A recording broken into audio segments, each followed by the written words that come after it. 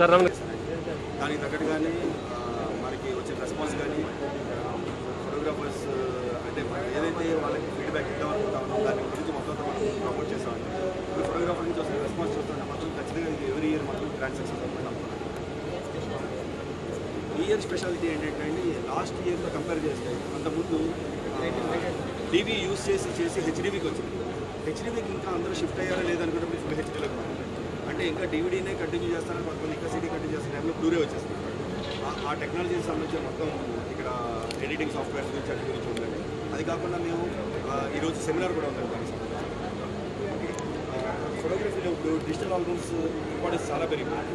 అదేంటంటే ఇంతకుముందు మనం ఫైల్ ఎక్కడైనా ఎక్స్పోర్ట్ చేస్తే బెంగళూరులో కానీ ఢిల్లీలో కానీ లేకపోతే వేరే కంట్రీలో ప్రింట్ అయ్యి వచ్చేది.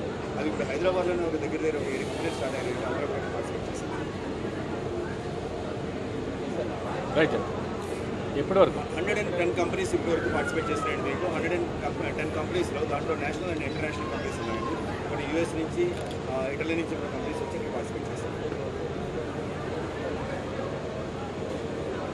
సరే, ఇది చాలా పెద్ద ఫోటోగ్రఫీ ఫ్యామిలీ అండి.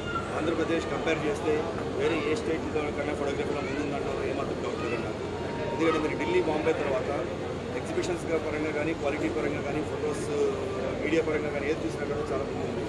కాబట్టి ఏంటంటే మనం ఇక్కడ ఎవరైతే ముందు ఉన్నారో వాళ్ళు ముందుకు వెళ్తున్నారు. కానీ చాలామంది ఏంటంటే అప్కమింగ్ పీపుల్ కానీ, లేదంటే కొంతమంది విలేజెస్లో ఉండి వాళ్ళకి అసలు దాని గురించి నాలెడ్జ్ తెలియని వాళ్ళకి కానీ ఇది ఏంటంటే మంచి ప్లాట్ఫామ్ అండి. ఎందుకంటే వాళ్ళు they can't spend money to go Bombay and Europe.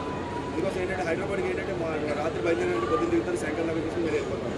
కాబట్టి ఏంటంటే ఒక్క రోజులోనే మనం అన్ని కవర్ చేయడం కుదరదు. కాబట్టి ఒక్కొక్క రోజు ఒక్కొక్క కైండ్ ఆఫ్ సెమినార్స్ అంటే అవైలబుల్ లైఫ్లో షూటింగ్ ఎలా చేయాలి, లేదా వీడియోలో వచ్చిన మార్పులు ఏంటి, అలాగే ఫోటోగ్రఫీ బిజినెస్లో మీరు ఎట్లా సెట్ అవ్వాలి, ఇలా ఒక్క రోజుకి ఒక సెమినార్తో పాటు ఎగ్జిబిషన్ 3 రోజుల పాటు ఆదివారం